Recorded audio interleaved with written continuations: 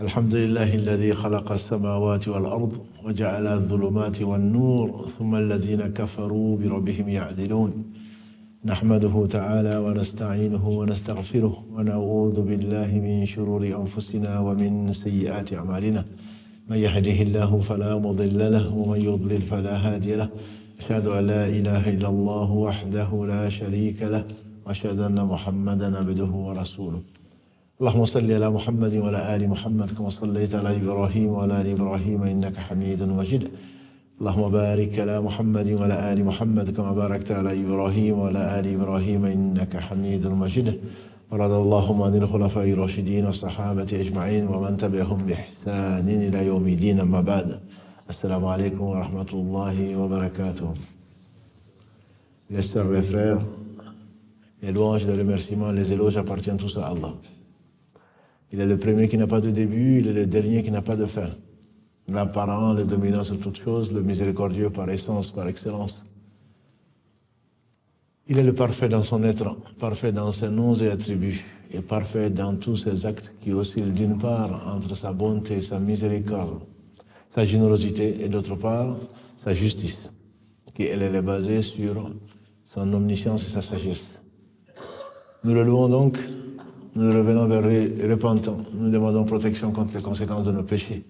Et lui s'est lancé l'ombre et les tendances de l'âme, et l'âme ordonne le mal, hormis celle à qui Allah fait miséricorde. Celui qui Allah guide, nul ne saura l'égarer. Et celui qui est privé de sa guidée, nul ne saura lui montrer le droit chemin.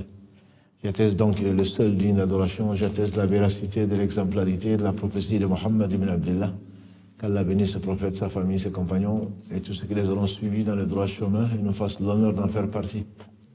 Ensuite donc, bienvenue dans ce jardin du paradis, comme l'a appelé le prophète sallallahu alayhi wa sallam, d'après Anas ibn Malik. Le prophète alayhi wa sallam a dit, si vous passez parmi les jardins, dans les jardins du paradis, profitez-en ou asseyez-vous-y. Ils ont dit, c'est quoi les jardins du paradis? Il dit, les cercles où on évoque Allah.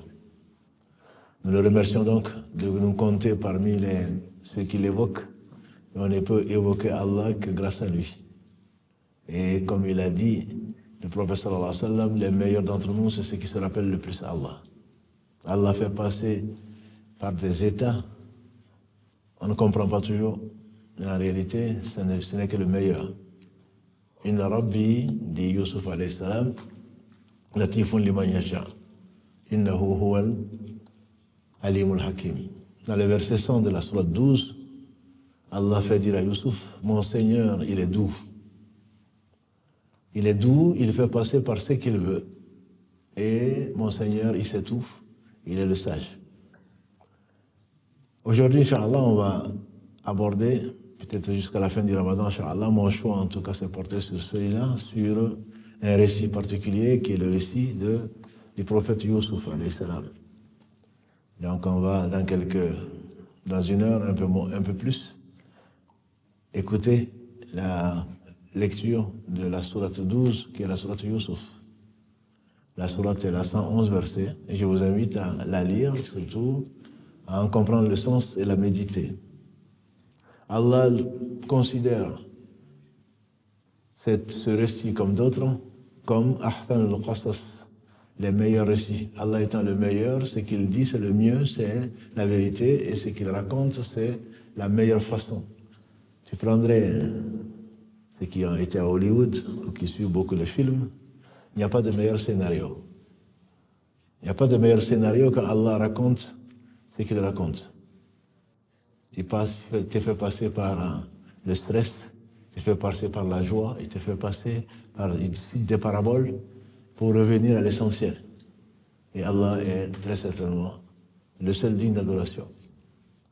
Ces récits dans le Coran, l'année dernière, à la même période, pendant le Ramadan, on a essayé d'en tirer quelques leçons par rapport au destin, pour mieux comprendre le destin, pour surtout l'accepter. Et celui qui ne croit pas au destin, nous sommes dans l'une des nuits, une des 10 dernières nuits du Ramadan, celui qui ne croit pas au destin n'est pas musulman. Celui qui doute, comme l'a dit le prophète sallallahu alayhi wa sallam, celui qui pense pour une chose qui est arrivée, qu'elle ne devait pas arriver, ou qu'elle ne pouvait pas arriver, comme on entend, s'il n'avait pas fait ceci, il n'y aurait pas eu cela. cette spéculation, celui qui meurt en pensant d'une chose qui lui est arrivée, qu'elle aurait pu ne pas arriver, il va en enfer. Celui qui pense d'une chose qui lui est arrivée en disant que ça aurait pu ne pas arriver, ou d'une chose qui n'est pas arrivée en disant il aurait pu l'avoir, quand s'il meurt dans cet état-là, il va en enfer. Parce qu'il nie la toute-puissance d'Allah subhanahu wa ta'ala et sa maîtrise de toutes choses. Rien n'arrive, ni dans le monde supérieur, ni dans le monde inférieur, de l'infiniment petit à l'infiniment grand, sans le pouvoir d'Allah subhanahu wa ta'ala et sa maîtrise de toutes choses. Les récits que Allah nous donne ont plusieurs enseignements, et en particulier pour confirmer la prophétie de Muhammad sallallahu alayhi wa sallam. Il ne savait ni lire, ni écrire, il n'avait rien reçu comme révélation. Allah l'atteste dans la sourate 42, verset 42 et verset 43. Avant cela, tu ne savais ni lire ni écrire, avant cela, tu n'avais rien reçu. Et tu n'étais pas non plus du côté du mont Tour, où Allah a parlé à Moussa. Sourate 28, Qasas, verset 44. Et dans cette sourate Yusuf, Allah, dans le verset 102, dit que tu ne connaissais pas tout ça. C'est un défi. C'est un défi qu'il propose aux gens qui ont reçu le livre avant le prophète sallallahu alayhi wa sallam. Parce qu'on sait que tous les prophètes sont des frères, comme il a dit, alayhi salatu wassalam. Ils sont de même père et de mères différentes. Allah a envoyé à chaque peuple au moins un prophète, parce que c'est le même Dieu et le seul Dieu, et à tous les humains, Allah a envoyé au moins un prophète. Il n'y a pas de groupement humain à qui il n'a pas envoyé un prophète pour que les gens n'aient pas d'excuses devant Allah. Pour que les gens n'aient pas d'excuses. Allah dit dans le verset 36 de la sourate 16, وَلَقَدْ بَعَثْنَا فِي كُلِّ أُمَّةٍ رَسُولًا أَنْ يَعْبُدُوا اللَّهَ وَاجْتَنِبُوا الطَّاغُوتَ. On a envoyé, suscité dans tous les peuples, un messager pour dire d'adorer Allah et de fuir les fausses divinités, c'est-à-dire le faux en général. Donc tous sont musulmans, mais ce que Allah a révélé à Muhammad sallallahu alayhi wa sallam, il ne l'attendait pas, et surtout Allah en fait un défi pour quiconque prétend qu'il a pris d'ailleurs. L'histoire de Yusuf alayhi salam, elle est très belle, comme toutes les histoires, tous les récits, mais surtout Malik Ben Nabi, qu'Allah lui fasse miséricorde, Ben Nabi, a écrit un livre qu'on appelle le phénomène coranique. Et il met en parallèle ce que l'on trouve dans ce qu'ils appellent la Bible et ce qu'on trouve dans le Coran de l'histoire de Yusuf. On trouve quelques bribes, bien sûr, dans la Bible, puisque la Bible reconnaît forcément Joseph. Et dans le Coran, on connaît et on croit à la prophétie de Yusuf, à qui Allah subhanahu wa ta'ala a réservé une sourate presque entière, pour ne pas dire une sourate entière de 111 versets. Et le Cheikh Saadi, qu'Allah lui fasse miséricorde, il disait, c'est l'histoire qui va du début à la fin, avec le détail, on n'a même pas besoin de tafsir, entre guillemets, tellement Allah l'explique, il le détaille, presque pas besoin de tafsir. Souvent, on s'aventure à interpréter les choses, et on n'a pas le droit, mais l'histoire de Youssouf, alhamdoulilah, tu peux te passer même de tafsir, du début à la fin. Parce que c'est une histoire qui est merveilleuse et qui a enseigné ça au prophète sallallahu alayhi wa sallam. Depuis quand, où est-ce qu'il a rencontré Youssouf? Si ce n'est au 3e ciel, quand Allah l'a invité au-dessus des cieux pour lui révéler l'obligation plutôt de 50 prières par jour, qu'il a réduite, subhanahu wa ta'ala, à 5 prières. Il a dit, j'ai rencontré Youssouf au 3e ciel. Il avait la moitié de la beauté des fils d'Adam. La moitié de la beauté des fils d'Adam. Mais il était encore plus beau intérieurement. Ça, c'est l'aspect extérieur. On cherche les gens qui sont beaux, et donc pour ceux qui cherchent ou celles qui cherchent, les beaux maris ou les beaux gosses, comme vous voulez vous appelez les uns les autres, il y a bien plus beau. Il y a bien plus beau. Il y avait Youssouf, alayhi salam. Et il n'est pas le seul à le connaître. Le prophète l'a rencontré. Youssouf, sa beauté intérieure était bien plus importante, plus éclatante que ce que tu voyais de l'extérieur. Le prophète sallam l'a rencontré et il a parlé, bien entendu, des autres prophètes qu'il a rencontrés, qu'Allah lui a fait rencontrer dans différents cieux, et ce ne sont pas les seuls prophètes. Et l'histoire de Youssouf est une histoire de tout le monde, quelque part. Quand je dis tout le monde, c'est que Allah subhanahu wa ta'ala, je ne connais pas de sourate où il parle autant de changements d'état. Changement d'état en ce sens que l'homme passe, chacun d'entre nous, la femme aussi bien sûr, par différents états. Quand du stade de petit, on devient grand. Vous me direz, ça c'est facile, c'est évident. De la joie, on pense à la tristesse.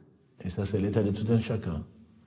Sans tomber dans la déprime, chacun d'entre nous passe par des moments où il se sent bien ou des moments où il se sent moins bien. La situation de confort, tu as mangé, tu as à boire, à profusion, comme beaucoup d'entre nous. Il y a des gens, bien entendu, qui n'ont pas de quoi manger, il faut s'en rappeler. Et Allah narre cette histoire où on va passer de la profusion à la famine, qui va amener les frères de Youssouf, alayhi salam, à aller donc, en Égypte pour aller chercher de quoi manger pour leur famille. D'une situation de confort, on passe à une situation de danger. D'une situation de servitude, d'une situation d'humiliation plutôt, Allah le fait passer à un stade d'honneur et il devient même un vice-roi. C'est qu'il n'y a pas de situation que l'on peut imaginer par laquelle l'homme passe qui n'est pas narré dans cette sourate-là. Donc c'est une sourate, je dirais, qu'on doit chacun vivre parce qu'on doit se reconnaître dans ça. Et bien sûr, Allah n'est pas oublieux. Il a tout mis dans une même histoire pour que tu comprennes que tout ce qu'il fait, et il n'a pas besoin de se justifier. Mais tout ce qu'il fait, c'est la meilleure des choses, mais simplement tu n'es pas patient. Tu n'es pas patient, et si tu n'es pas patient, tu ne comprendras pas. Si tu n'es pas patient, tu deviens injuste. Donc on va prendre l'histoire chez Allah et essayer de la poursuivre, essayer de la décortiquer un peu, comme les savants ont tiré quelques enseignements de ce récit qui est tout simplement merveilleux. Il est tout simplement merveilleux. Et on va essayer de s'arrêter, Inch'Allah, pour tirer quelques enseignements des différentes étapes, entre guillemets, par lesquelles il est passé. Et ces enseignements sont multiples. Youssouf, qui est Youssouf? Youssouf, c'est un jour meilleur qu'aujourd'hui. Abu Huraira nous relate dans ce qui a été consigné par le Bukhari et Muslim, qu'Allah fasse miséricorde, que quelqu'un est venu demander au prophète sallallahu alayhi wa sallam qui est le meilleur. Qui est le meilleur? Il a dit c'est Youssouf. Prophète, fils de prophète, qui est donc Jacob, et qui est connu également pour s'appeler Israël. Ce n'est pas un peuple. Ce sont ses descendants qu'on appelle le peuple d'Israël, qui est donc Jacob. Et Joseph fait partie donc des fils, on dit 12 fils de Jacob, qui s'appelle aussi donc Israël, qui est prophète. Israël est le fils de Ishaq, qui est prophète. Ishaq est le fils de Ibrahim, un des fils d'Ibrahim, qui est non seulement un prophète, mais qui est l'un des deux qu'Allah a rapproché le plus. وَاتَّخَذَ اللَّهُ إِبْرَاهِيمَ خَلِيلًا, comme Allah l'affirme dans le verset 125 de la sourate Les Femmes, de la sourate 4. Donc prophète, fils de prophète, petit-fils de prophète, arrière-petit-fils de l'ami, l'intime d'Allah subhanahu wa ta'ala. Donc on ne peut pas imaginer mieux. Et ils ont dit non, ce n'est pas de ça dont on parle. Il a dit alors vous voulez me parler du meilleur d'entre vous? C'est ce que vous voulez? Ils ont dit oui. Il dit le meilleur d'entre vous, c'est celui qui était le meilleur avant l'islam, du temps de la Jahiliya, s'il a compris. Quelque part, nous sommes tous quelque part comme ça.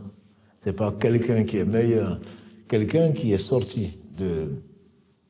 Allah a fait sortir des gens, des polythéistes, des gens qui qu'il a choisis qui sont les meilleurs hommes sur la terre. Et pourtant, c'était les pires. Le polythéisme, c'est la pire injustice. Des gens qui, si on meurt dans cet état, c'est l'enfer pour l'éternité. Mais Allah en a fait des gens comme Abu Bakr, comme Omar, qui sont les deux meilleurs hommes que la terre a portés après les prophètes, tout ça. Et ça fait également partie des États. Il ne faut jamais juger quelqu'un. Les frères de Youssouf vont vouloir le tuer. Et ensuite, Allah va les choisir et il va leur pardonner. Il va leur inspirer le repentir sincère. Il ne faut jamais désespérer de ta situation, ni de la situation de quelqu'un d'autre. Ce n'est pas parce qu'il a fait ça, Allah sort, comme il le dit, le vivant du mort, le mort du vivant. Bien sûr, il sort le vivant du vivant, comme c'est le cas du prophète Youssouf, prophète, fils de prophète, petit-fils de prophète, arrière-petit-fils, donc de l'intime d'Allah subhanahu wa ta'ala, je nomme le père des musulmans, Ibrahim alayhi salam. Donc, c'est un état qu'il faut garder. C'est pas parce que tu as tué, tu as volé, tu as été un dealer, tu as forniqué, tu as fait tout ce que tu as fait, que tant que tu n'es pas mort, comme l'a dit le prophète sallallahu encore, d'après Abu Huraira, Allah tend sa main bénie, subhanahu wa ta'ala, et ces deux mains sont bénies, disait le prophète sallallahu Allah tend sa main bénie le soir pour pardonner aux pécheurs du jour, et le jour pour pardonner aux pécheurs de la nuit. Il ne faut jamais désespérer. Youssouf alayhi salam, Allah va lui faire voir un songe. Un songe et un rêve. Et ce soir, on va essayer de rester un peu sur les rêves, Inch'Allah, pour essayer de mettre le point sur les i. Mais les rêves servent, bien entendu, rentrent dans le plan d'Allah subhanahu wa ta'ala et n'arrivent que ce qu'Allah veut. Il fait un rêve, comme Allah le dit au début, entre autres le verset 6 de la sourate 12. Quand Youssouf dit à son père, oh mon cher père, il était poli. Il n'appelait pas Georges, ni Abdallah. Ya Abati, en général, ce qu'il disait.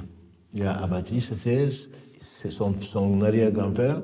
Ibrahim disait cela à un polythéiste qui était son père, Hazar. Donc le comportement, l'éducation, c'est quelque chose d'extrêmement important. Il dit, oh mon cher père, je me suis vu en rêve, j'ai vu en songe, j'ai vu le soleil, la lune, 11 étoiles, je les ai vus se prosterner devant moi. Je les ai vus se prosterner devant moi. On va pas d'abord et qu'on ne va pas expliquer encore qu'est-ce que ça veut dire. Allah l'explique ensuite à la fin. À quoi ça correspond? Ça correspond à son père, à sa mère, à ses 11 frères qui se sont prosternés devant lui. Il a mis, à la fin du récit, il a mis son père et sa mère sur le trône et ensuite, ses frères se sont prosternés devant lui. Ce rêve, il va le raconter à son père. Et ça, c'est une chose qui est importante pour, en tout cas, mes frères et sœurs qui sont parents. C'est le rapport entre les enfants et les parents. Dans notre éducation traditionnelle, il y a très peu de rapports. À part le bâton, il n'y a pas beaucoup de rapports. Pour t'asseoir à côté de ton père, tu n'oses pas. Quant à ta mère, elle, généralement, elle t'accompagne, mais rarement pour te montrer le chemin à suivre pour devenir un homme. Le fait, c'est d'être accompagné, et c'est l'éducation des anciens, et le professeur Sallam était si vigilant et si doux avec les enfants en particulier, si doux que les enfants aimaient s'accompagner. Et il les conseillait. Si tu fais un songe, si tu fais autre chose, si tu n'as pas de bon rapport avec les adultes, et notamment avec ton père, par exemple, tu auras du mal, soit tu vas le surinterpréter, soit tu auras du mal à digérer ce que tu as vu. Ça peut être un cauchemar, ça peut être un doux rêve, ça peut être autre chose. C'est l'importance de la communication. Il vient voir son père, j'ai vu ça en songe. Et son père va le consoler. Son père est un prophète. Il craint Allah. L'un des meilleurs hommes que la terre a apporté. Il ne parle que de la vérité. Et il était inspiré. Il dit à son fils que, mon cher fils, ça c'est un bon signe. C'est un bon signe, parce que c'est ainsi qu'Allah va te choisir, va t'élire, et il va parfaire ses bienfaits sur toi, comme il a fait avec tes prédécesseurs, tes ancêtres plutôt. Jacob, qui est lui-même, Isaac, qui est donc son grand-père. Ça, c'est un aspect que je vous conseille, mes frères, quand vous serez père, ou en tout cas en tant que parent, c'est de consoler et d'encourager les enfants. Malheureusement, souvent, dans notre éducation en tout cas, on les néglige et souvent même on les méprise et surtout on leur prédit un avenir qui ne soit pas du tout un avenir, un bon avenir. Toi tu es un vaurien, toi tu ne vas jamais devenir quelqu'un et tu finis par y croire. Ça devient la méthode Coué. Les enfants voient les parents en train de dire non mais ils vont où? Ils vont aller chez les gens qui vont devenir, toi tu vas devenir une vedette ça. Toi tu es tellement bon dans tel domaine, toi tu es tellement ceci, qu'il va finir. Bien sûr, quelqu'un qui va te faire des éloges, tu auras tendance à l'aimer. Quelqu'un qui va dire toi tu vaudras rien, mais il y a peu de chances pour que tu aies envie de l'écouter, encore moins de l'aimer. Ça, c'est quelque chose qui est très très important. Son père va le consoler. Bien sûr, c'est un prophète, alayhi salatu wassalam. Donc on parle d'Israël. C'est un prophète et donc Allah lui a inspiré la meilleure des éducations. Et il doit donc le consoler. Il ne va pas dire ce que tu as vu, c'est un cauchemar, ce que tu as, ça ne veut rien dire. Non, si tu ne sais pas, ne dis pas que ça ne veut rien dire. Tu peux dire, je ne comprends pas ce que c'est, on va chercher ensemble, mais c'est du bien. En disant que c'est du bien, tu ne mens pas, mais ne dépasse pas ce que tu ne sais pas. Parce que on a honte, nous, de dire qu'on ne sait pas. Et comme vous le connaissez l'histoire de l'imam Malik, qu'Allah lui fasse miséricorde, on dit que les gens de la contrée, les Hijaz, ont cotisé pour l'envoyer un missionnaire, pour lui poser 40 questions. L'imam Malik que vous connaissez, Ibn Anas, qui était à l'époque le plus grand savant des Hijaz. C'était un yéménite d'origine, et il était donc à Médine. C'était le plus grand savant de l'époque. On vient le voir, et on lui dit, voilà, on m'a envoyé avec 40 questions. Et il dit, attendez, attends-moi, je vais chercher. Nous, on a déjà répondu à 42 questions. Attends, je vais chercher. Parce que c'est les gens, comme Allah le dit, innama yakhsha Allah min ibadihi al-ulama. Ne craignent vraiment Allah que les savants. Verset 28, la sourate 35. Ne craignent vraiment Allah que les savants. Et celui qui se précipite à répondre aux questions, comme on peut le trouver parmi nous, les gens qui se précipitent pour les questions, ils se précipitent vers l'enfer. À juger sans science, c'est une injustice vis-à-vis de soi-même, et Allah n'aime pas du tout ça. Donc l'imam Malik, il dit, laisse-moi chercher. Et pourtant, Allah sait qu'il savait. En tout cas, il savait un certain nombre de choses. Donc le missionnaire ou le délégué est resté, on dit, des jours et des jours. Et il devait repartir chez lui, parce qu'il a une famille. Il dit, il est venu demander la permission à l'imam, maintenant je dois partir. Est-ce que tu peux me donner les questions que je t'ai posées, les réponses? On lui fait dire qu'il a répondu à 4 questions sur 40. Et il lui dit, mais 4 questions sur 40, qu'est-ce que je veux dire? Quand je vais retourner, qu'est-ce que je veux dire? Il lui a dit, va, quand tu retourneras, tu diras que l'imam Malik dit qu'il ne sait pas. Il me dit qu'il ne sait pas. Et on lui fait dire, celui qui dit qu'il ne sait pas, Allah il lui enseigne. Nous, on ne peut pas dire on ne sait pas. On sait tout. Et bien plus encore. Et le fils de l'imam, il y a divergence sur la question. Voilà. Ah, certains savants disent ça, d'autres disent ça. Tu ne sais pas, tu ne sais pas. Et il n'y a pas de honte à dire que je ne sais pas. Et donc, le fait de se précipiter pour parler d'Allah, de sa religion, ce n'est pas bon signe. Quand on va, et ça c'est une expérience que vous pouvez pratiquer si vous allez dans un cercle de savants, si vous posez une question, ils vont vous renvoyer à un autre savant. C'est pas parce qu'ils ne connaissent pas.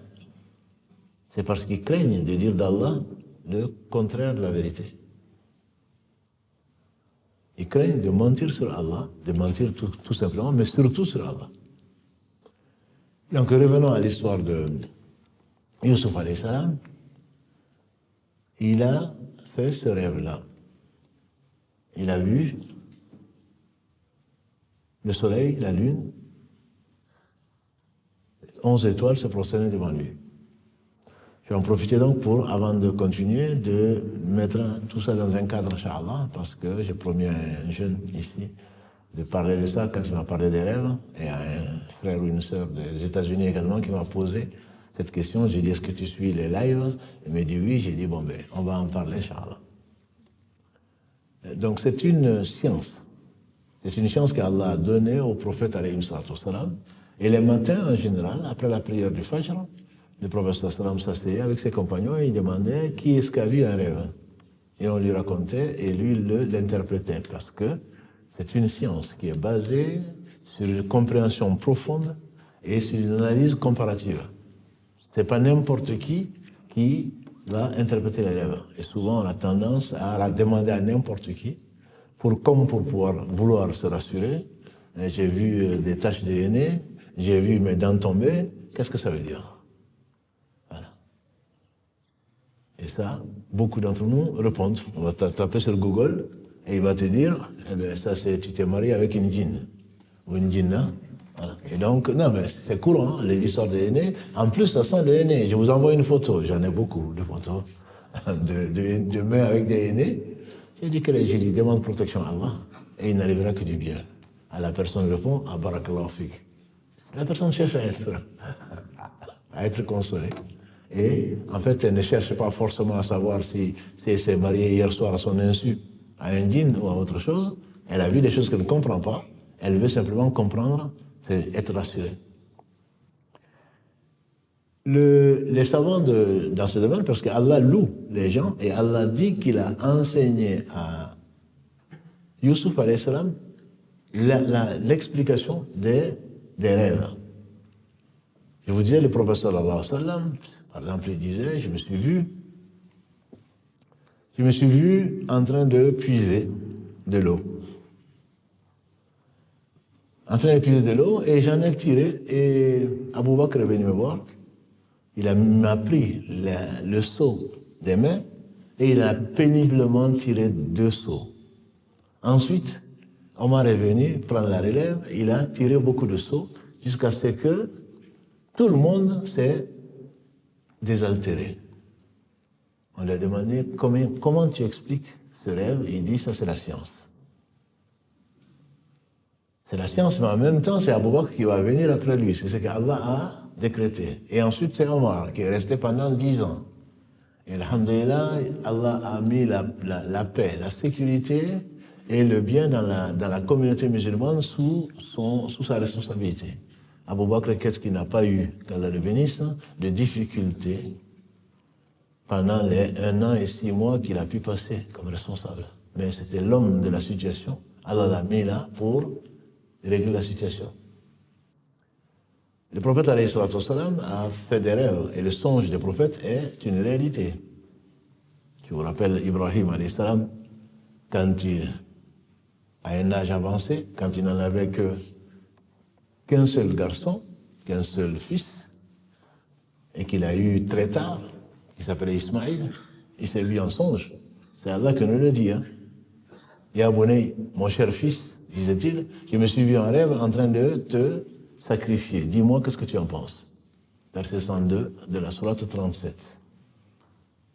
Et le fils, qui va être également un prophète, dit, Ya Abati, mon cher père, if'al ma tu'mar, fais ce qui t'a été ordonné. Le rêve des prophètes est une réalité, c'est de la révélation. C'est de la révélation. Et le prophète sallallahu alayhi wa sallam s'est vu en rêve quand il y a eu Hudaybiyah. Il a voulu faire la Umrah quand ils sont partis à Médine, quand ils ont fui avec leur religion.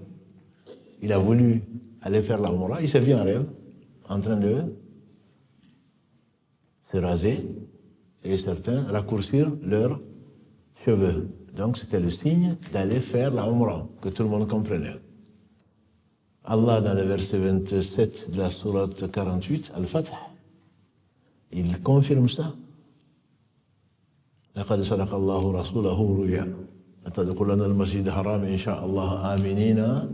Jusqu'à la fin du verset, Allah a effectivement confirmé le rêve du prophète. Vous rentrerez sains et saufs à la Mecque, en train de vous raser, en train de vous diminuer les cheveux. Mais le prophète, alayhi salatu wassalam, quand il est arrivé à quelques kilomètres de la Mecque, avec ses compagnons, les Mécois sont venus les empêcher de rentrer à la Mecque. Et le prophète sallam, parce qu'il est arrivé quelque part avec, sur sa naqa, sur sa chamelle, et la chamelle s'est braquée. Ils ont dit, tiens, elle est paresseuse. Il a dit non, laissez-la. C'est lui qui a ordonné à l'éléphant de ne pas bouger quand ils ont voulu détruire Abraha, quand ils ont voulu détruire la Mecque, l'année de la naissance du prophète sallam, Amel Fil. C'est lui qui a maîtrisé la chamelle, Qaswa. Et entre-temps, les Mécois sont venus en leur disant, vous ne rentrez pas. Malgré les négociations, bon, ce n'est pas l'histoire de raconter tout ce récit, malgré les négociations, ils ont refusé. Ils ont signé un contrat, un pacte qu'on appelle le pacte de Hudaybiyah, par lequel les Médinois, ensemble, n'allaient pas rentrer à la Mecque cette année-là. Ils allaient rentrer, ça c'est le deuxième point, l'année d'après.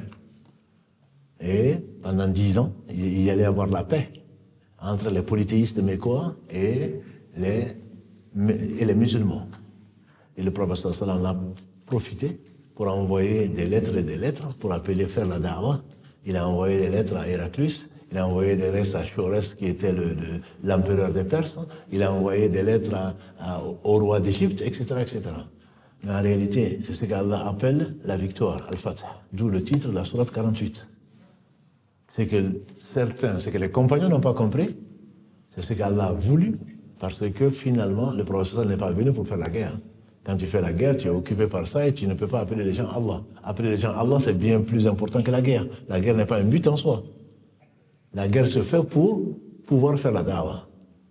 Le but de la guerre, c'est ça. Le but, c'est pas de faire des razzias comme ils ont francisé Razo. Le but, c'est pas de faire des butins. Mais Allah, il est riche. Tout ce qui est sur la terre, tout ce qui est dans les cieux lui appartient. Les prophètes ne sont pas venus pour aller agresser les gens, pour prendre leurs femmes, pour prendre leurs bœufs, pour prendre ceci et ça, non. C'est vraiment ne rien comprendre à l'esprit même de l'islam, c'est ne rien comprendre. Et donc, Allah a appelé ça la victoire, et quelqu'un d'aussi inspiré, s'il y avait un inspiré à dire le prophète sallallahu dans ma communauté, ça aurait été Omar. Et pourtant, Omar n'a pas compris. Le prophète sallallahu a dit, bon, on va s'arrêter là, on va se raser, on va rentrer à la Mecque. Et il ne comprenait pas. Et Omar dit, Ya Rasulallah, tu ne nous avais pas dit que tu avais rêvé, tu ne nous avais pas dit qu'on allait aller à la Mecque, tu ne nous avais pas dit qu'on allait se raser, tu ne nous avais pas dit. Il lui a dit, est-ce que je t'ai dit cette année? Est-ce que je t'ai dit cette année? Effectivement, c'est l'année d'après qu'ils vont y aller. Donc c'est pas parce que tu as fait un rêve que ça va se réaliser maintenant. À supposer que c'est un rêve qui est pieux, le rêve des prophètes, bien sûr, est pieux. Allah peut te faire voir les choses comme à Badr. Il a fait voir, même de visu, ça c'est pas des rêves, de visu, mais il a montré en rêve au prophète sallallahu alayhi wa sallam que les Mécois qui allaient venir le combattre à Badr, ils étaient, d'après Ibn Masaoud, à peu près 70 ou 100, alors qu'ils étaient 10 fois plus nombreux. 70 ou 100. Mais ça, c'est Allah qui fait ce qu'il veut. Même sur le champ de bataille, Allah dit dans les versets 43 et 44 de la sourate Anfal 8, il dit, quand Allah vous a fait voir leurs petits, qu'ils étaient petits, que leur nombre était petit, et à leurs yeux également, vous étiez petits. Ce ne sont pas les yeux qui voient, c'est le cœur. Tu peux voir 1000 personnes comme si c'était 100 ou 70. C'est pas moi qui le dis, ça.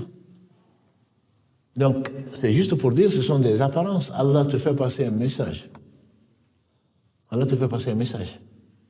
Et ce n'est pas L'important, ce n'est pas le détail que tu vas voir dedans, c'est qu'est-ce qu'il veut que tu comprennes au travers de ce message-là. Tout cela pour dire que ce n'est pas une science qui est simple. Allah l'enseigne à qui il veut. Et quand tu as un rêve, il y a 3 types de rêves. Abu Salama, radiallahu ta'ala, a rapporté du prophète sallam qu'il y a 3 types de rêves. Le premier rêve est un rêve pieux. Tu rêves des choses et tu te réveilles avec la poitrine qui est dilatée. Tu es content. Tu n'es pas effrayé. Et tu racontes aux gens que tu aimes. Et ça va se réaliser, tu remercies Allah. Tu n'as pas besoin d'aller dans l'interprétation des rêves d'Ibn Sirin. C'est l'un des livres les plus lus. Et certains savants doutent que ce soit lui qui l'a écrit. Ils craignent que ce soit écrit en son nom. Parce qu'Ibn Sirin, c'est un savant de la 2e génération qui est connu et respecté. Et s'il avait pris ce risque, certainement il y aurait eu d'autres savants, comme Ibn Musayyib, qui était connu pour l'interprétation des rêves. Abu Bakr était celui qui excellait dans l'interprétation des rêves, à cause de ce qu'Allah lui a donné comme cœur, parce qu'on le ressent par le cœur. Au moins, on l'aurait conseillé. Aujourd'hui, tu vas, le livre des rêves, voilà, tu rêves de quoi que ce soit, tu te réveilles tous les matins et tu ouvres. Et tu dis, voilà, j'ai vu ça, j'ai vu du lait, ça veut dire ça, j'ai vu de l'eau, ça veut dire ça, et je me suis réveillé en sueur, ça veut dire ça. Non. Ça ne veut pas dire ça. Celui qui dit ça, il faudrait vraiment qu'il soit pieux et qu'il craigne Allah subhanahu wa ta'ala.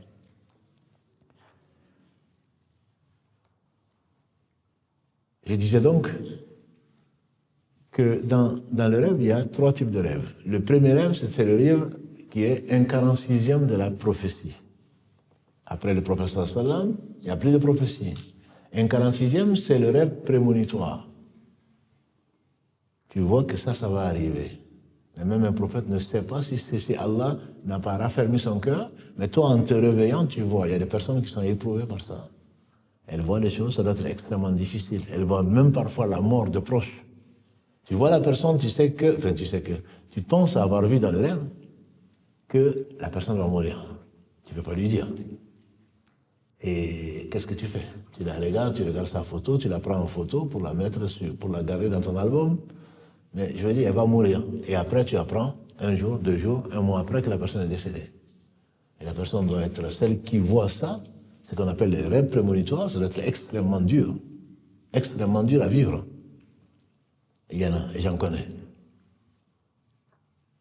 Ça, c'est un 46e de la prophétie, d'après Anas ibn Malik, d'après le prophète sallallahu alayhi wa sallam. Et notre mère Aïcha, radiallahu anha, dans ce qui a été rapporté dans les 2 Sahih, elle dit que la révélation sur le prophète sallallahu alayhi wa sallam, sur Mohammed sallallahu alayhi wa sallam, avant qu'il ne soit prophète, en fait, Allah l'a préparé psychologiquement. Et ce qu'il faisait, ce qu'il voyait, c'est souvent qu'il faisait des rêves prémonitoires. Tout ça pour le préparer. Quand il rêvait d'une chose, le jour ou le lendemain, la chose s'est réalisée sous ses yeux. Je vous dis, ça doit être extrêmement pesant. Tu vois les choses en rêve et finalement ça se réalise. Ça arrive, je pense à certains d'ailleurs, on dirait que j'ai vu ça en rêve. On dirait que. Donc ça, c'est quelque chose qui n'a pas besoin d'interprétation. Allah apaise ton cœur et ton cœur est dilaté, tu n'as pas peur, tu te vois par exemple au paradis. Bon, c'est pas la peine d'aller voir le livre des rêves. Voilà. Bon, c'est pas non plus, tu as vu celle que tu veux épouser. Ça, c'est autre chose. Ça, c'est la 3e catégorie de rêves. La 2e catégorie, alhamdoulilah, on la connaît tous, ça c'est le cauchemar. Le cauchemar, tu te réveilles en sueur. Et tu te vois là où tu te vois. Mais même ce genre de rêve peut être un rêve prémonitoire. Le sorcier Daoud, dont je vous ai souvent parlé le samedi, son père était un sorcier et son père l'avait sacrifié aux djinns. Les djinns ne se mettent à ton service que si tu renonces à l'islam. C'est-à-dire, tu vends ton au-delà pour l'éternité en enfer, pour qu'il se mette à ce moment à travailler pour toi, pour séparer l'homme de la femme, pour faire ceci, pour faire cela. Ça, c'est connu de tous les... C'est eux-mêmes qui le disent. Hein. Dans l'au-delà, ils n'ont rien. Et donc, le sorcier Daoud, ou l'ancien sorcier, son père donc est mort et il a délégué. Dans la famille, il fallait sacrifier quelqu'un. Donc, c'est lui qui était le sorcier sacrifié. Et il s'est vu un jour, dans le Cham, ou plutôt en Arabie, je ne sais pas si c'était, je pense que c'était en Arabie. Il travaillait avec les pétrodollars, hein, qui faisaient aussi de la sorcellerie. Ce n'est pas parce qu'on a quelque chose sur la tête qu'on n'en fait pas. Hein. Il faisait de la sorcellerie pour avoir des femmes, pour ceci, pour le pouvoir, pour ceci et cela. Et il s'est réveillé en sursaut, en train de crier, tout l'immeuble s'est réveillé. C'est lui qui le dit. Hein. C'est un petit livre que j'ai ici, qu'un frère ou une sœur, Baraklofi, qui m'a envoyé parce que je ne le retrouvais plus. Donc je l'ai là, je peux le prêter, Inch'Allah. Et donc il s'est réveillé en sueur. Il s'est réveillé en sueur et il criait partout. Il a réveillé tout l'immeuble. Et ensuite, il a vu son père dans l'enfer, qui dit, Daoud, renonce à ce que je t'ai donné, renonce, je suis en train de brûler dans l'enfer. Il s'est réveillé en sursaut. Il s'est recouché, il a fait le même rêve, encore pire. Et quand il s'est réveillé après, c'est ce qu'il a écrit, il a décidé de rompre le pacte avec les djinns. Mais ça n'a pas été facile. Ils l'ont attaqué de toutes parts. Sa femme enceinte, son ventre s'ouvre et le fœtus sort. Les enfants qu'il a à côté de lui, les djinns vont les attaquer et on va leur tête couper.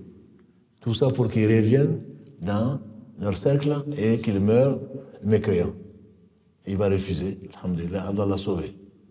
Donc même ces rêves-là peuvent, si tu vois quelqu'un en enfer, ou tu vois quelqu'un qui est mort et qui te demande de payer des dettes ou autre chose, ce n'est pas forcément des cauchemars, c'est plutôt une faveur d'Allah subhanahu wa ta'ala sur toi pour que la personne, encore une fois j'insiste, les dettes ce n'est pas n'importe quoi.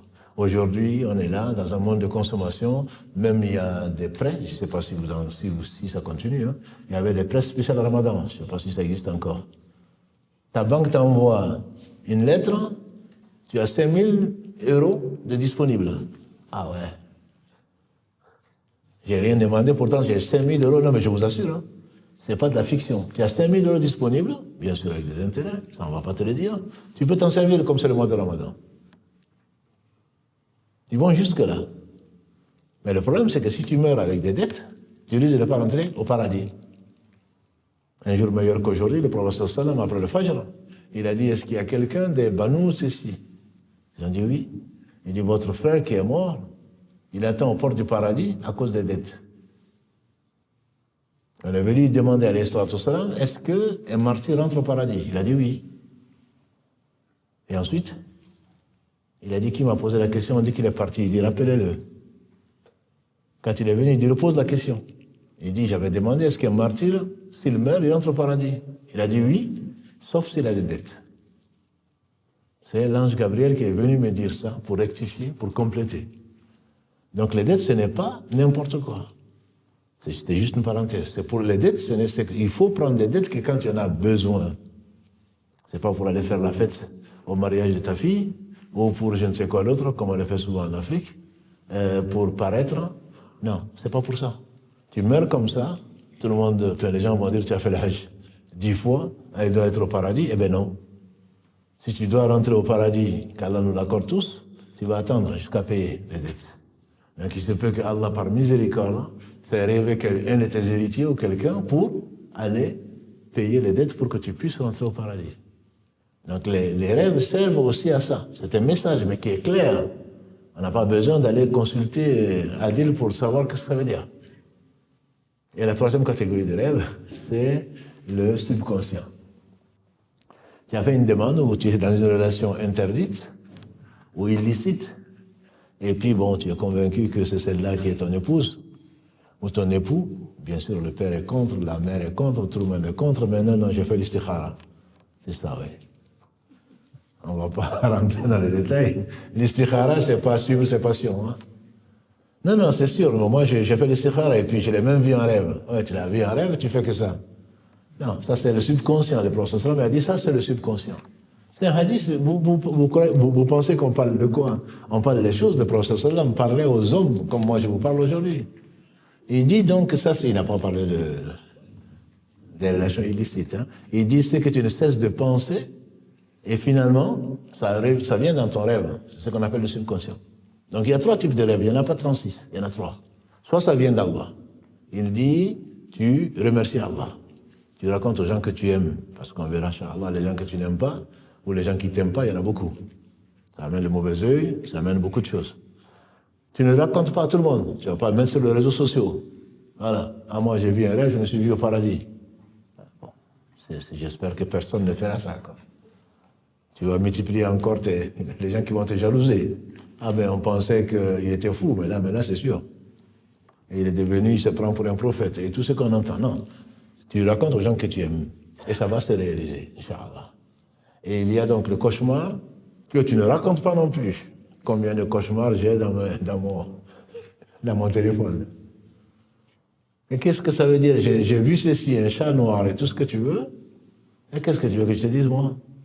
J'ai dit que le prophète sallam a dit qu'il y a 3 types de rêves. Et donc le cauchemar, tu craches 3 fois à gauche. A'udhu billahi minash shaitanir rajim. Tu ne racontes pas, il a dit, ça n'arrive pas. Qu'est-ce qu'on cherche? Tu te réveilles effrayé. Tout ce que tu cherches, que ça n'arrive pas.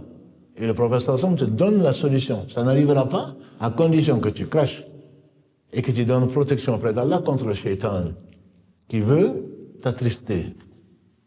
C'est tout. Après, tu effaces ça de ta mémoire et tu ne le racontes pas. Et le subconscient, c'est pas la peine que tu te fasses des illusions. Peut-être que ce ne sera pas ta femme, peut-être que ce sera ta femme, mais bon, en tout cas, ne dis pas je l'ai vu en rêve, donc ça veut dire qu'il faut que je l'épouse. Non, ça c'est pas vrai. Donc il ne faut pas surinterpréter. L'idée, c'est juste pour vous dire que on ne doit s'occuper que des rêves qui sont utiles. Pas les rêves qui sont confus, comme on le verra, Inch'Allah, qui n'était pas aussi confus que ça, le rêve que le roi a vu et que personne n'a pu interpréter, qu'ensuite Youssouf alayhi salam, parce que Allah lui a enseigné ce qu'il lui a enseigné, il a pu l'interpréter et il a été recruté, comme il voulait le prendre comme un vice-roi. Il a dit non, emploie-moi dans la gestion de l'économie, si on peut l'appeler ainsi, mais ça c'est la fin de l'histoire. Il se peut qu'Allah nous permette donc de la vivre et de l'interpréter à ce moment-là. Je ne vais pas rentrer dans ça. C'est juste pour dire que c'est une chose qui est sérieuse, l'interprétation des rêves. Elle est sérieuse et on dit qu'il ne faut le demander qu'aux gens qui sont pieux, aux gens qui craignent Allah, en apparence. Et ne pas le demander à n'importe qui. Quelqu'un qui te dit « Viens, je vais t'interpréter tes rêves », c'est un charlatan. Parce que c'est grave. Allah dit dans le verset 36 de la sourate 17, « De lui, de la vue, tu seras interrogé. Ne cherche pas ce dont tu n'as pas de science. Parce que tu vas être interrogé dessus. Et donc quand tu le demandes, tu dois demander aux gens qui sont pieux. Parce que le rêve dépend de la personne, bien sûr, et il ne te connaît peut-être pas assez. Il dépend de l'état de la personne, il dépend du lieu, il dépend des circonstances. Donc tu ne dois pas t'aventurer à interpréter les rêves. Ni pour toi, et encore moins pour quelqu'un d'autre. Je disais donc au début, c'est ce que le Cheikh Saadi disait, cette science est basée sur l'analyse comparative et une compréhension profonde. Pour ce qu'il a vu, Youssouf alayhi salam, revenons quand même à Youssouf, pour ce qu'il a vu, 11 étoiles, le soleil, la lune, en train de se prosterner devant lui.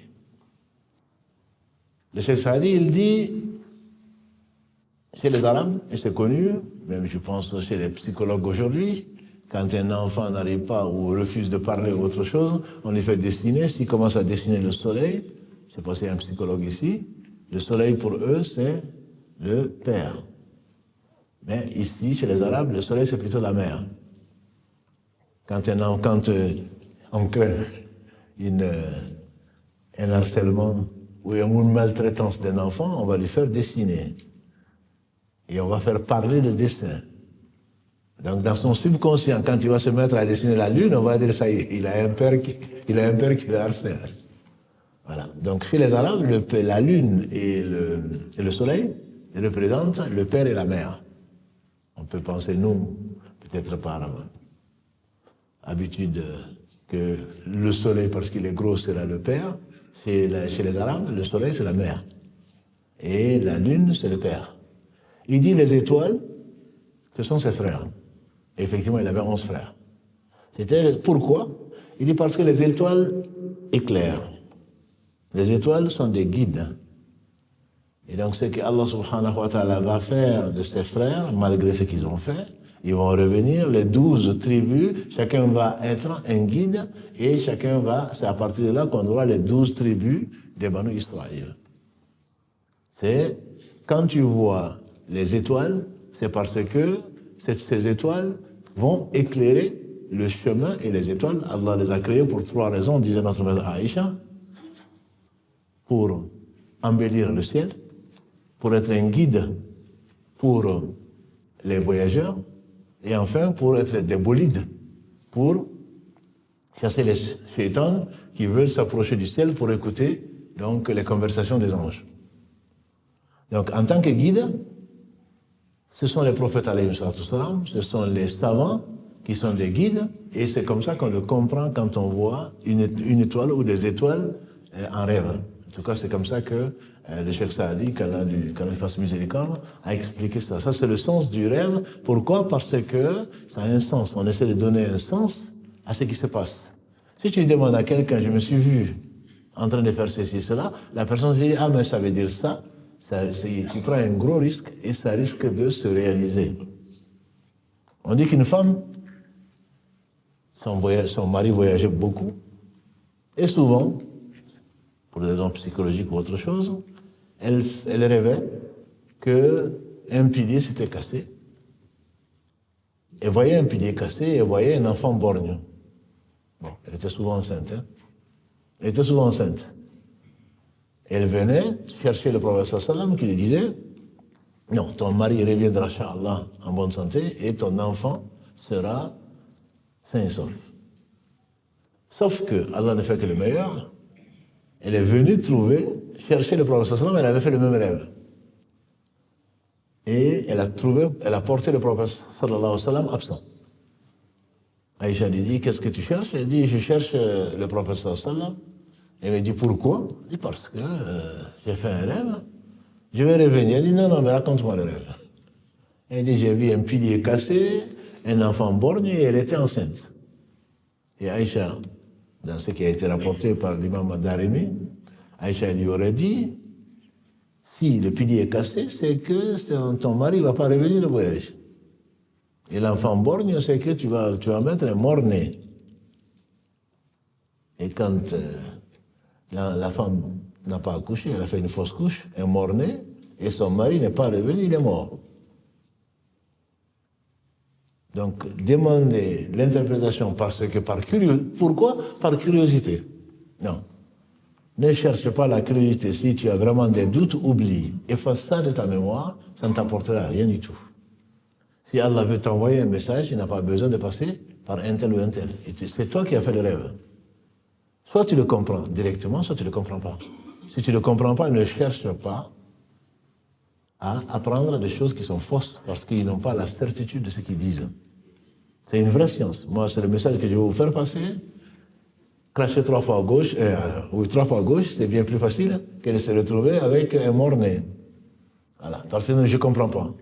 Je vous parle du aîné, je vous parle d'autre chose, et c'est souvent comme ça. C'est Allah qui t'éprouve. Est-ce que tu vas te baser sur l'essentiel ou est-ce que tu vas chercher à gauche, à droite? Le message, Allah le fait passer, mais on a beaucoup d'autres cas de rêves donc, que vous avez et que les uns et les autres font. Et on sait qu'en psychologie, c'est quelque chose d'important. C'est presque une soupape de sécurité pour que, même que ce soit, souvent on dit qu'il y a des djinns, ça on reviendra dessus, Inch'Allah, peut-être demain, par rapport à la sorcellerie, par rapport à la jalousie, des frères notamment de Youssouf, alayhi salam. Donc, on surinterprète tout. Si tu as vu ceci, c'est que ta coépouse a fait cela. Si tu as vu cela, c'est que ton mari est en relation avec ceci. Tu vas commencer à hammamer, comme vous dites. Voilà, tu vas commencer à psychoter et aller fouiller son téléphone. Et il te trouve là et tu es divorcé. Comme ça, au moins, terminé. Non, ce sont des faux problèmes. Tant que tu n'as pas de preuve, une partie de la conjecture est un péché. On n'a pas à penser que, sans preuve, on n'a pas à penser que. Et si Shaitan te l'amène, ne le retiens pas. Mais comme c'est son père, Israël, alayhi salam, qui l'a dit que c'est un prophète, que par là, Allah va t'honorer et il va te manifester ses bienfaits comme il a déjà fait à tes ancêtres, donc que ce soit mon père Ishaq ou mon grand-père, donc Ibrahim alayhi salam. Quand il lui a raconté ça, il lui a dit, ne le raconte pas à tes frères, de peur qu'ils complotent contre toi. Parce que Shaitan est un ennemi déclaré. Il lui donne un conseil, c'est ce qu'on doit faire. Avec, comme l'a dit le professeur sallam, ad-dinu an-nasiha. La religion, si tu veux comprendre, c'est le bon conseil, ou on traduit ça par la loyauté. Ils ont dit envers qui? Il dit envers Allah, son livre, son prophète, les responsables des musulmans et le commun des musulmans. Et que dire alors de ton fils ou de ta fille, où tu vois du bien, tu as une réalité, tu as une vérité, tu dois la partager avec cette personne. L'éducation, elle sert à ça, en disant, ne fais pas ceci. Il ne s'agit pas de critiquer ses frères, il ne le raconte pas. Bien que ce soit un beau rêve, bien que ce soit quelque chose qui va se réaliser. Allah en a fait un rêve prémonitoire.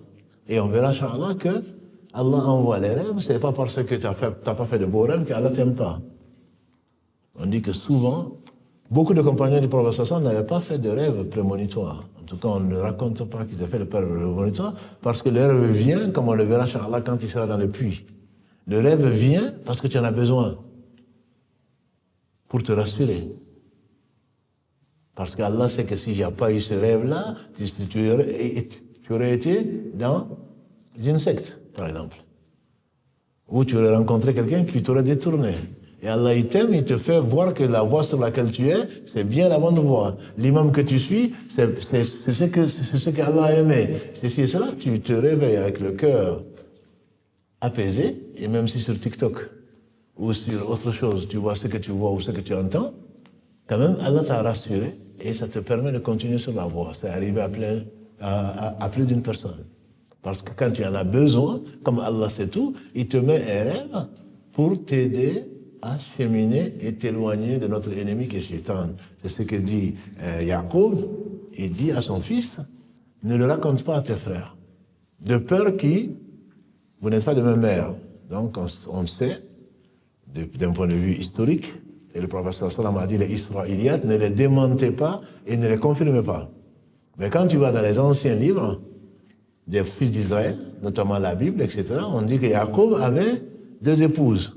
Une qui avait donné 10 enfants, 10 garçons, et une autre qui lui avait donné Youssouf et son frère, qu'on appelle Benjamin. Voilà. Nous, on ne dit pas que c'est vrai, on ne dit pas que c'est faux. Le prophète a dit, ne le démentez pas. Il se peut que ce soit vrai. Ce n'est pas parce que tout ce qu'ils ont dit est faux. Et donc, on ne doit pas démentir. Et donc, comme c'était dit, et les gens qui sont dans les familles polygames, nés dans les familles polygames, savent l'animosité que l'on peut trouver dans les familles. Et combien Allah a éprouvé les uns et les autres dans nos familles, et qui préfèrent, parce qu'il a eu une bourse pour la France, ou parce qu'il a réussi, il préfère aller en enfer plutôt que, alors que lui, ses enfants sont en train de traîner dans le village. Et donc, on va aller vendre sa religion, on va vendre sa vie ici-bas pour aller faire la sorcellerie, pour éliminer les enfants de l'autre, par jalousie tout simplement. Mais ça, on en parlera, Inch'Allah, demain, si Allah le veut. Donc, pour dire, parce que c'est son père, parce qu'il a aimé, il a beaucoup aimé d'ailleurs, c'est ce qui va créer la jalousie, il a tellement aimé qu'il a craint pour lui, et il ne voulait même pas que le fils aille jouer avec ses frères. Il voulait que le fils soit toujours avec lui, parce qu'il a beaucoup aimé, il voulait le protéger, la surprotection. Et on le sait, même en psychologie, que c'est quelque chose qui n'est pas forcément une chose qui est une bonne chose. L'enfant est toujours dans les girons de sa maman, ou toujours avec son père. Tu veux faire vivre, tu veux éduquer ton enfant dans une bulle. Mais une fois qu'il va sortir de là, quand tu vas voir le haram que tu n'as jamais montré, je n'ai pas dit que tu le mets en garde contre le haram. Mais on fait de la Hudayfa bin Yaman qu'Allah l'agrée, cette chose qui est devenue un proverbe chez les gens de science. J'ai connu le mal, pas pour faire le mal, mais pour me protéger contre le mal. Si tu ne connais pas le haram, tu vas tomber dedans. Donc il ne s'agit pas bien sûr d'aller fouiller dans le haram, de se rapprocher du haram, comme on le verra dans l'histoire de Youssouf alayhi salam. Mais il s'agit de savoir que ça c'est interdit. Si Allah te dit que c'est interdit, c'est par miséricorde pour que tu ne tombes pas dedans parce que c'est tentant. Nous on voit dans les lois divines que le haram. Dans l'islam, tu vas demander à nos enfants, haram, haram, haram, haram. Non, Allah te dit, ça c'est haram, c'est qu'il t'a laissé 99 portes qui sont halal. Mais si tu ne connais pas le haram, tu vas forcément tomber dedans. Et donc le père est là pour conseiller son fils en disant, ne le raconte pas, parce qu'il sait comment ça se passe, qu'ils sont jaloux, etc. Parce que Shaitan est l'ennemi de l'homme. On va s'arrêter sur cela. Shaitan est l'ennemi de l'homme. Il a juré à Allah subhanahu wa ta'ala de nous amener tous en enfer. Ce ne sont pas les versets qui manquent dans ce que vous avez entendu, notamment de la sourate Araf 7. Les versets 14 et 15 où il jure à Allah qu'il va nous amener tous en enfer. Il demande à Allah de lui accorder un délai.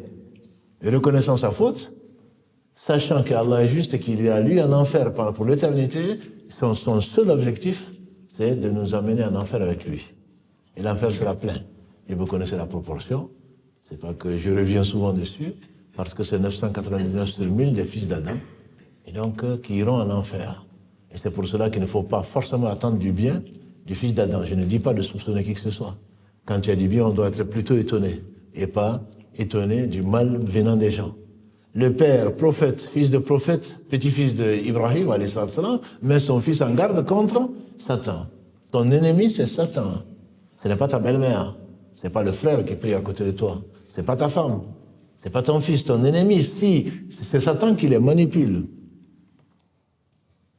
Il a juré, et Allah dit dans la sourate 34,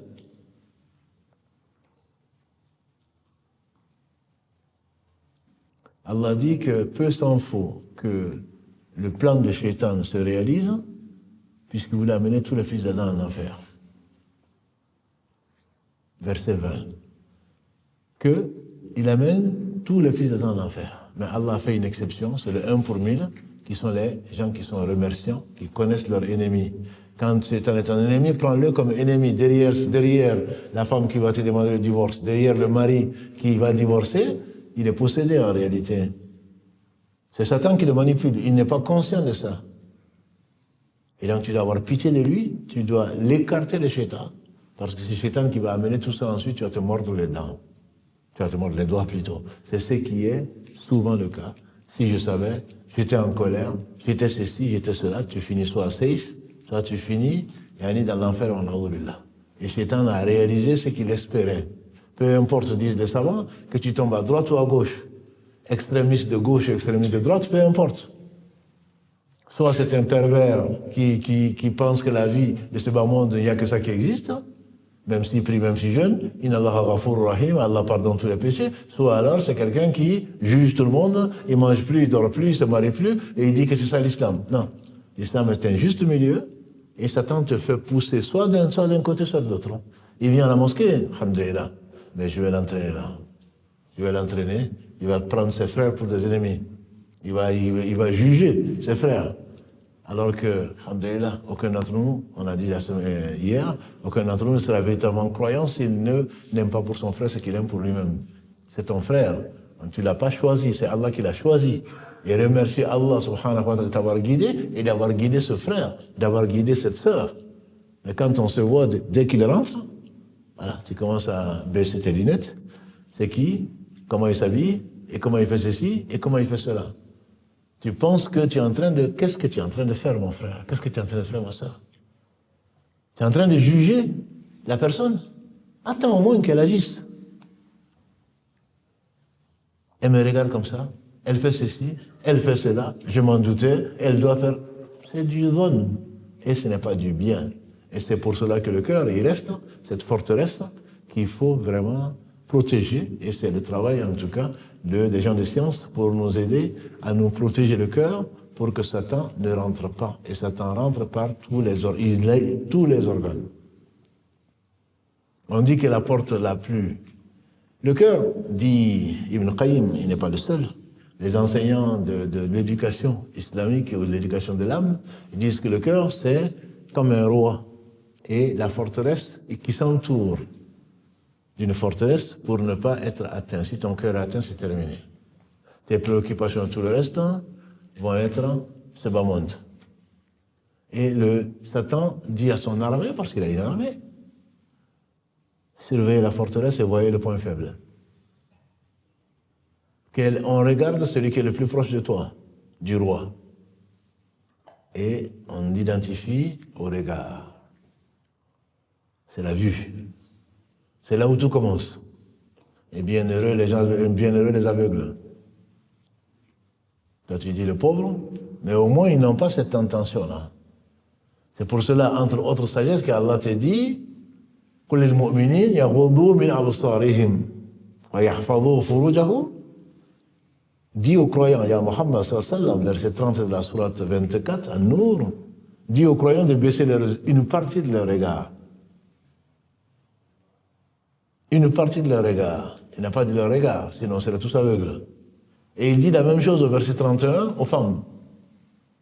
Parce que le point faible, c'est le regard. Oh oui, mais celui-là, il est timide. Il ne regarde jamais les gens dans les yeux. Mieux vaut être timide qu'aller en enfer. C'est-à-dire que baisser une partie du regard, tu contemples, alhamdulillah, la création des cieux et de la terre, l'alternance des nuits et des jours, un beau coucher du soleil, une mère, ou je ne sais quoi d'autre, ou ton épouse, ton époux. Il n'y a pas de mal. Allah n'a pas dit de baisser le regard. Il a dit de baisser une partie du regard. Parce que ça commence comme ça. Et on fait de Ali, radiallahu ta'ala, le premier regard est pour toi, le deuxième est contre toi. Il va te trouver tous les moyens pour dire, regardez dans cette direction-là, non, c'est pas elle que je regarde, finalement, c'est Casino. C'est ça, toi tu n'as pas regardé les impôts, c'est Casino que tu regardes. Mais c'est comme ça. Il va te trouver des excuses. Une fois que tu as vu, alhamdulillah, ce n'est pas un péché pour toi. Baisse le regard. Parce qu'après le regard, ça rentre directement dans ton cœur. Et à lui, et vous avez toujours des pods là, des quoi pods là, toujours dans les oreilles. Tu lui parles, il n'entend même pas. Il est dans la mosquée, il est en train de prier, il a des je sais pas quoi dans les oreilles. Qu'est-ce que tu vas prier? Tu as des trucs dans les oreilles. Qu'est-ce que tu es en train d'écouter? Tu l'appelles 10 fois, non, il n'a pas entendu. Si vraiment c'est aussi bien, pourquoi tu ne fais pas partager? Je parle des enfants dans les familles, là. Ils ont toujours quelque chose dans les oreilles. Tu leur parles et après ils deviennent sourds. C'est Afellou qui va être content. Non mais, les oreilles, les yeux d'abord, les oreilles ensuite, ils parlent. La bouche, n'en parlons pas. La bouche, n'en parlons pas. Combien de fois on a regretté d'avoir parlé? Réfléchis et fais attention. Le prophète sallam a dit à Muaz bin Jabal que ta mère te perde, c'est-à-dire pauvre de toi. Est-ce que la plupart des gens qui tombent en enfer la tête la première, ce n'est pas à cause de ce que la langue a proféré? Chétan, il te fait dire, après, non, c'est pour rire. Non, je m'amusais. Non, je ne le pensais pas. Si tu ne l'avais pas dit, au moins, tu n'aurais pas à te justifier. Il y a le ventre. Il te fait désirer et manger tout et n'importe quoi. Et une fois que tu as mangé, tu ne sais plus. C'est certainement pas le tahajjud que tu vas faire. Tu vas dormir jusqu'après le lever du soleil. Il y a les pieds qui vont t'entraîner là où il va t'entraîner. Il y a la main qui va toucher là où il parle des 7 organes par lesquels Shaitan y passe. Mais il commence par la vue. Tout ça pour dire quoi? Pour dire que le père a mis en garde son fils Et Allah nous met en garde à combien de reprises par rapport au shaitan. Dans chaque verset, dans chaque situation, Allah revient dessus pour peu que l'on s'en souvienne. Tu divorces ta femme 3 fois, souvent c'est à cause de shaitan. Ton frère, tu l'agresses, tu t'éloignes d'Allah, c'est à cause de shaitan. C'est notre ennemi, il n'y en a pas d'autre ennemi. Allah dit, shaitan est votre ennemi, traitez-le comme ennemi. S'il nous informe, ce n'est pas pour autre chose. Et même un prophète, alayhi salatu wassalam, chacun d'entre nous a son shaitan, comme l'a dit le prophète sallallahu alayhi wa sallam. On dit même toi, il dit même moi, sauf que Allah l'a soumis. Hadith rapporté par l'imam muslim, pour ceux qui disent, ah ouais, mais est-ce que c'est un hadith qui est authentique, ça? Oui, oui, il est authentique. Parce que ça ne t'arrange pas, mais il est authentique. Il dit, il ne m'ordonne que du bien. Donc fais attention à ton cœur, surveille-le et ne raconte pas tout. C'est ce que dit Yacoub à son fils, Youssouf alayhi salam. Ne raconte pas. Et le destin va se réaliser. Et il ne l'a pas raconté. Et pourtant, ses frères vont, Satan va les pousser, là où il va les pousser, ils vont faire le plan que craignait son père. Et ça, on le verra demain, Inch'Allah. Barakallahu fikum pour votre patience. Prions Allah subhanahu wa ta'ala de bénir cette nuit et de le compter parmi les œuvres au jour du jugement dernier qui témoigneront pour nous et non contre nous. Qu'Allah bénisse Mohammed, sa famille, ses compagnons, tous ceux qui les auront suivis dans le droit chemin et nous fasse l'honneur d'en faire partie. Subhanakallahu wa bihamdika.